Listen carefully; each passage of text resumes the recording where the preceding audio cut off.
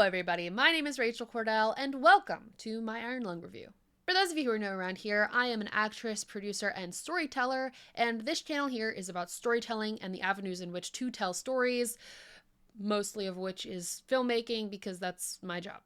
If all goes well with this video, I'm probably going to be reaching a lot of audiences, so for your convenience, there are going to be timestamps below, but I'm going to be breaking down this video into a couple parts, including but not limited to the review up front, which won't really have any spoilers. It's mostly going to be technical aspects. Next, I'll be talking about why this film is important to storytellers, filmmakers, and the like. And finally, we're going to wrap it up all in my final thoughts and general consensus about everything altogether.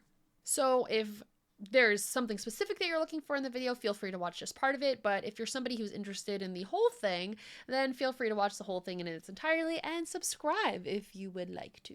So let's get started with the review.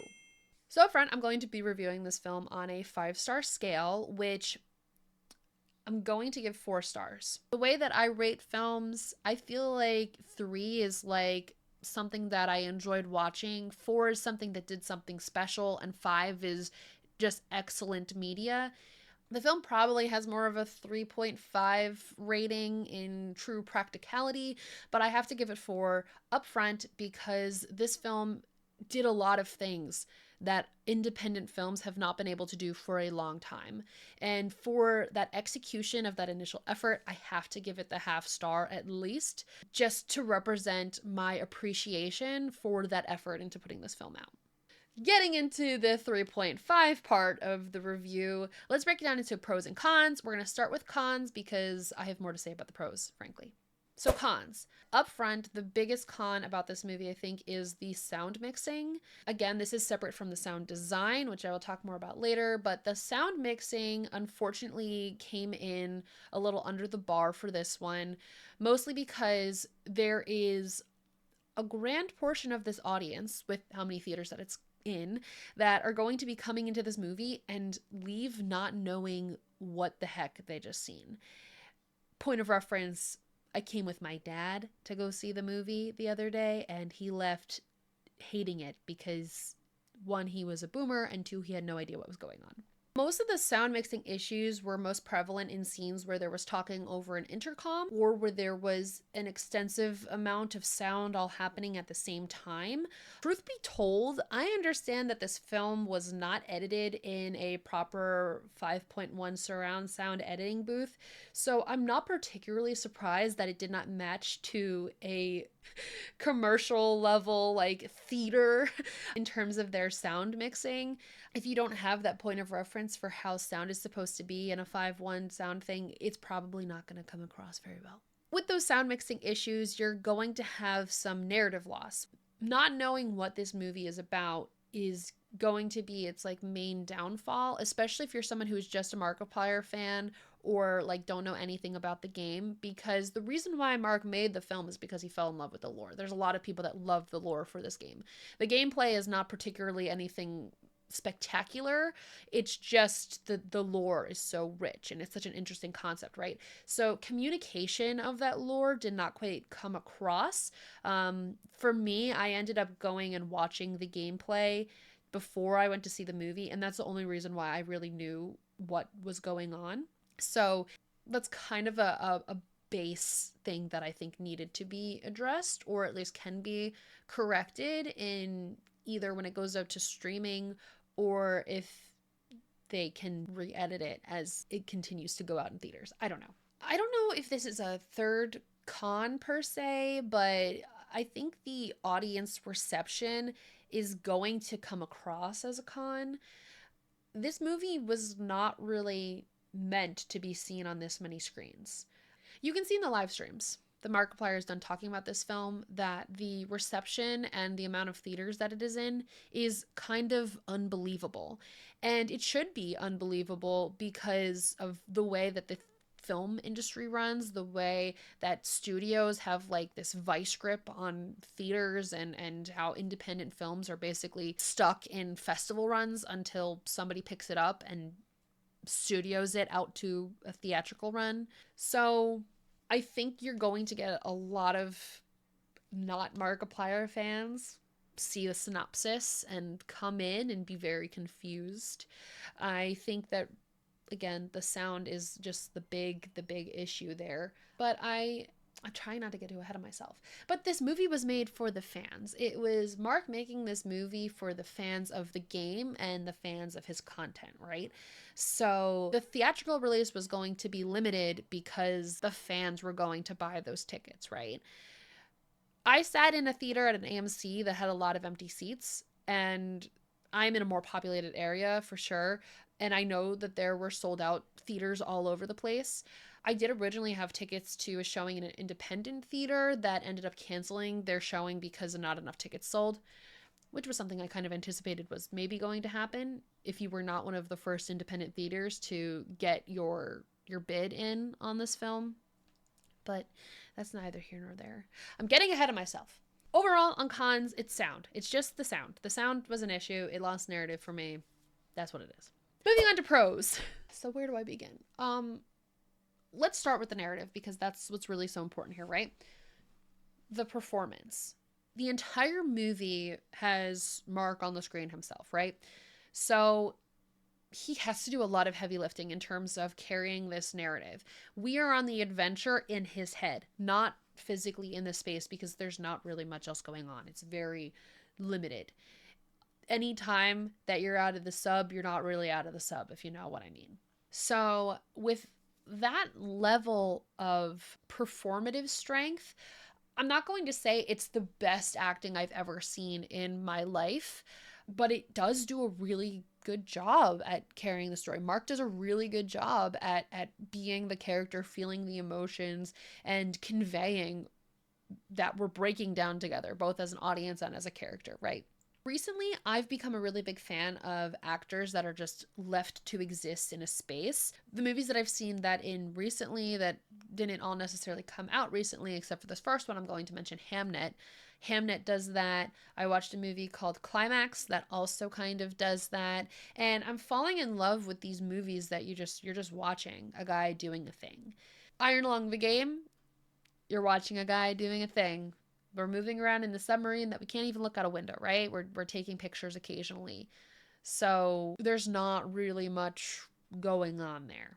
But the thing about Mark's performance is that it's so natural that I just had a really good time watching him. Like, it made me feel, I can't say relaxed because the movie's not relaxing, but it made me immerse myself in the space with him, which I thought was really good, especially for the length of the movie.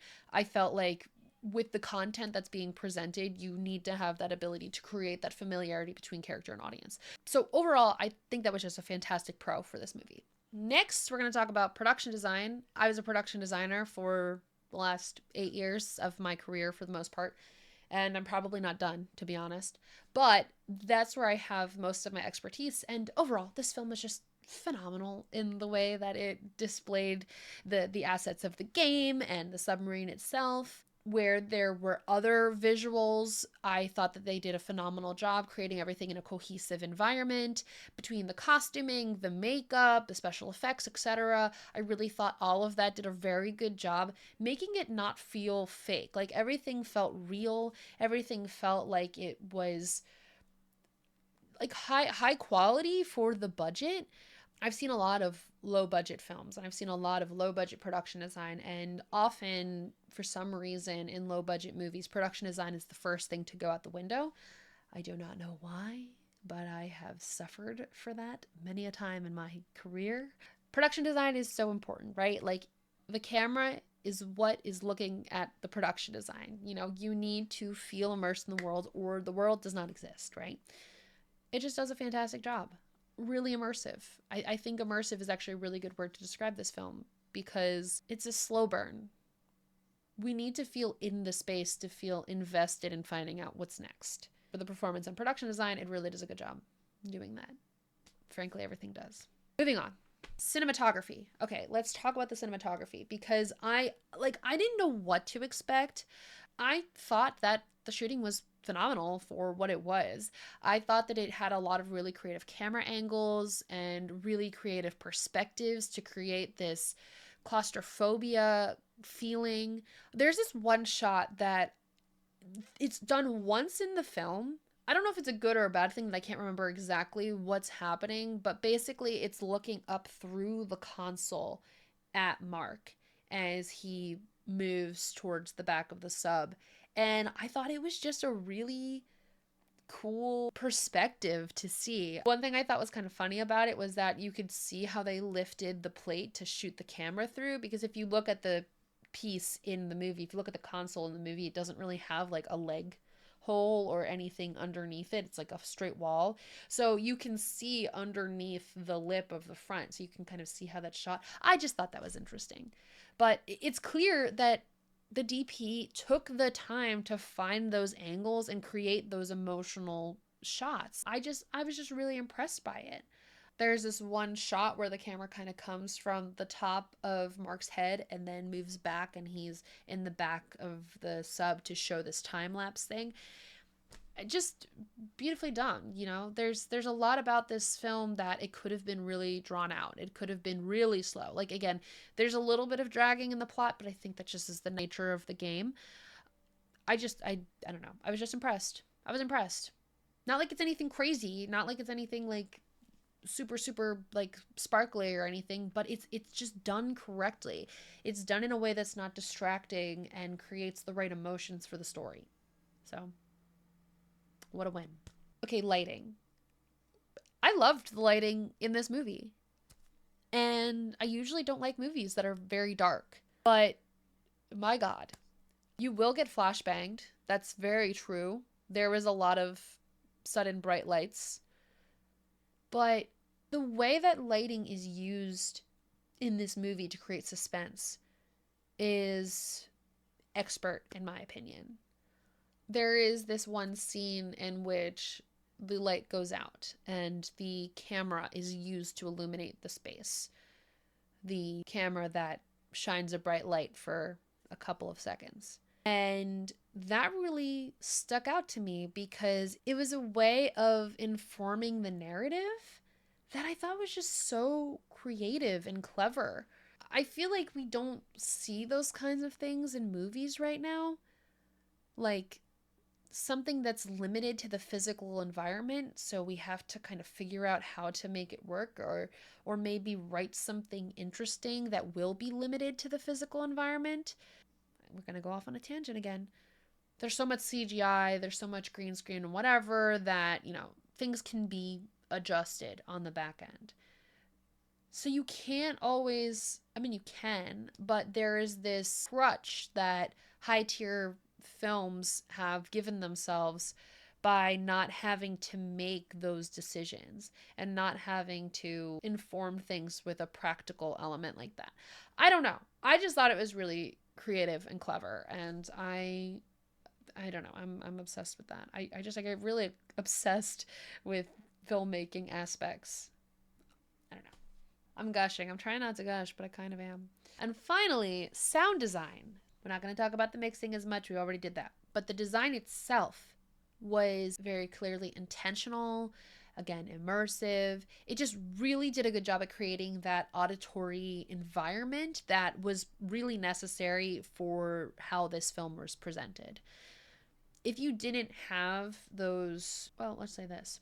In the game, Iron Lung, the sound is the fear that you feel the entire time. The sound is the thing that makes you worry, and the sound is the thing that makes you feel like you are in a hunk of metal floating around at the bottom of a blood sea. That is what is so key, right? So part of that is making you feel that you're in this submarine, and sound is really, really key.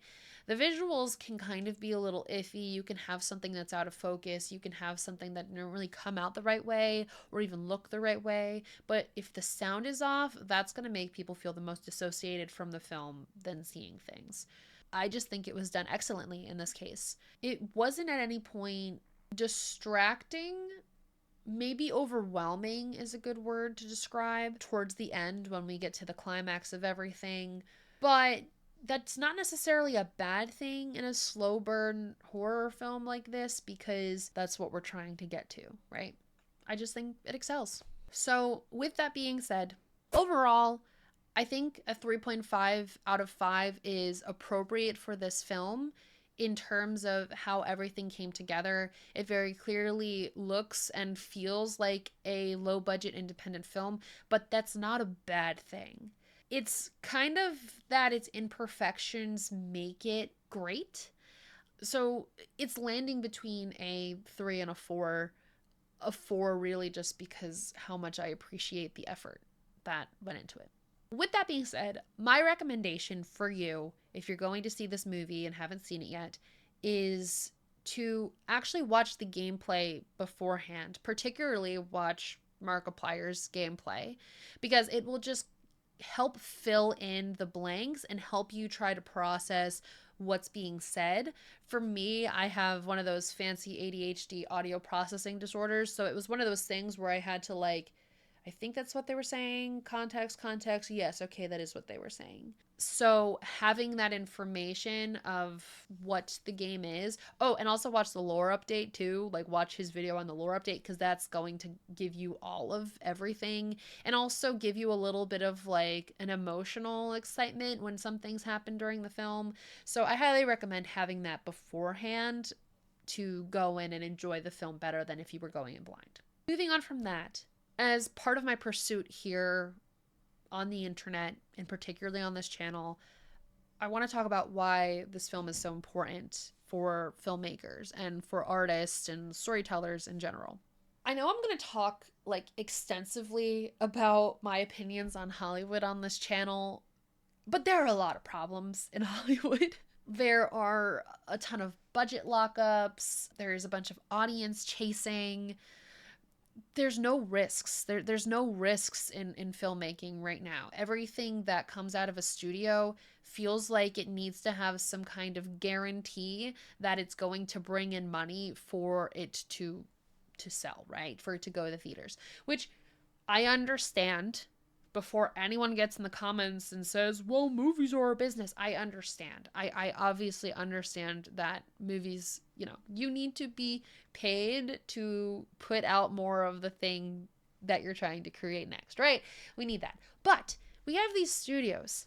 That have billions of dollars at their disposal that they are putting into things that people don't want in the pursuit of trying to give people something that they have already. Like all of the remakes and all of the sequels and spin-offs and this IP and that IP. Where's the risk? It doesn't seem like this big deal to your general audience, but movies are a form of communication. It is a storyteller trying to convey a message or theme through a motion picture media.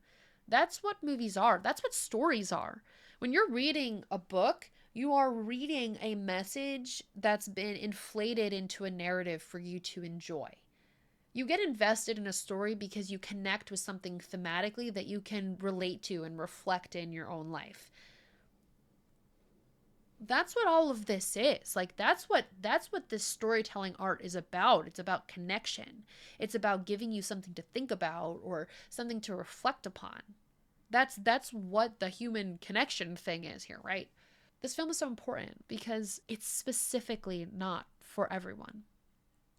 Just looking at the scope of this situation, when this movie was conceptualized, the thought was, I'm going to make a movie. I have enough money to fully produce and distribute it myself. So I'm going to do that. And I'm going to do it for my fans. And I'm going to do it for people who love this game. And that is a very specific niche audience of 38 million people. However, it's still a niche audience. When studios make movies right now, they are trying to catch the biggest amount of fish possible, which means they're not as concerned about who the movie is going to connect to or who it's going out to.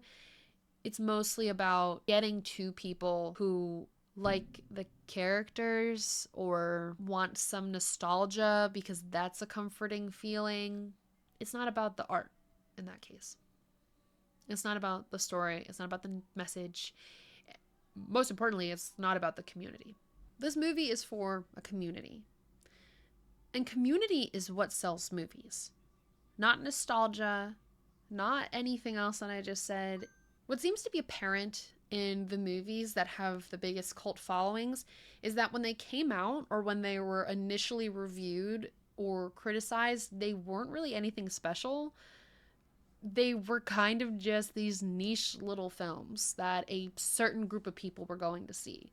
But that certain group of people that had the most intense love for the film were the people that went out and told their friends to go see the movie. And when those people saw the movie, whether they liked it or not, they had an opinion about it. And then they would go and share the opinion with another person, and that would inspire curiosity in another person. And then they would be interested, and then they would go see the movie. And you see, it's just kind of this big old MLM of movie making, I guess.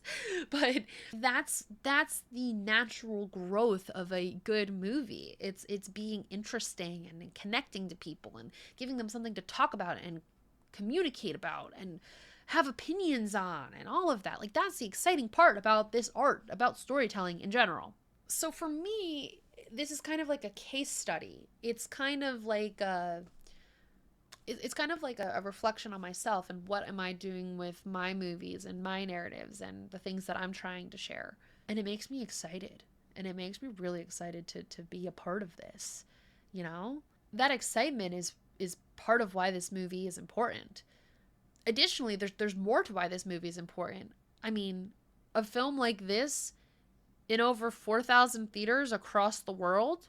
I was there during the live stream where he said he wasn't sure about getting it into international theaters because of the rights and blah blah blah and all of the legality issues. Like, those are viable things to be concerned about.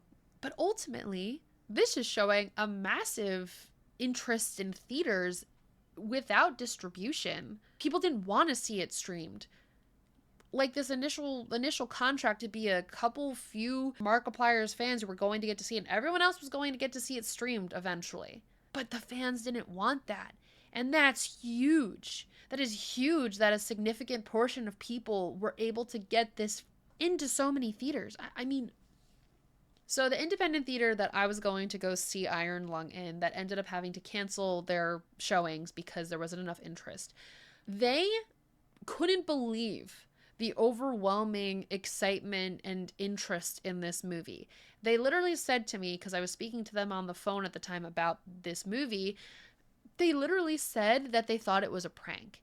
And when they talked to other theater owners that they knew, they realized it wasn't a prank. But I think at that point it was like the big ticket buy hype wave was kind of on the back end. So they kind of got in on the game a little late, because that was also when the big theaters got their hands on it, which, you know, made it problematic. But for them, it's like they'd never seen anything like this before. And they even said to me, this guerrilla marketing campaign is insane. And that's just it. It's not a guerrilla marketing campaign. It's just interest. So all of this together, I think, gives a lot of information about what movies can be over the next 10, 15, 20 years, where we as people who are interested in stories and interested in the shared community that movies present to us, can build the industry into. And I'm not saying that we necessarily need to dismantle studios and their legacy. I'm just saying that studios need to kind of let go a little bit on what they're expecting from movies and take a risk. Take a risk on new actors. Take a risk on more practical filmmaking. Take a risk on lower budget films, or just bringing in new crews. I mean, everything. There's so many people that are out of work right now because there's not enough things shooting. Why? Because there's no risk. Like, where's the risk? That's what art is. Art is a risk. You can't be afraid of the risk, though, because then it is not art. Inherently. Makes me so upset. I think at this point you get what I'm trying to say. This movie showed a lot of avenues and unlocked some doors that I think will make making movies like this possible for other people. Granted, Not everyone has a 30+ million subscriber audience, but there are definitely some opportunities to build an audience similarly of people who are interested in this kind of content and bringing them into theaters. It's about the activity of the community, not necessarily the size, I think. And I think that's really important to consider as well. Like I said, there's a lot to learn from this. There's a lot to learn from this process. Let me wrap this all up with a consensus.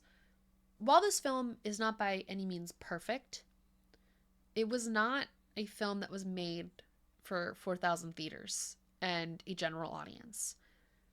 It was made specifically, intentionally, and entirely from the heart. And that is really freaking cool. Everything that Mark did at this point has been building upon his truth, but also elevating a path into things for everyone to recognize that they can do themselves. For me, that's what this film is about. For me, this film is about look what you can do when you don't take no for an answer. So yeah. So if you have stuck around to the end of this video, then thank you so much for watching. If you want more talks like this, then feel free to subscribe. I'm kind of figuring out what exactly I want to do around here, but mostly it's going to be talking about storytelling in many avenues, not just filmmaking. I'm a big nerd. I'm a gamer. I'm a LARPer. I play TTRPGs and all that stuff. So feel free to subscribe if you're someone who's interested in that, or if you want to help me build a community of people that want to see art be free again in a general respect. Okay, thanks for watching. Bye!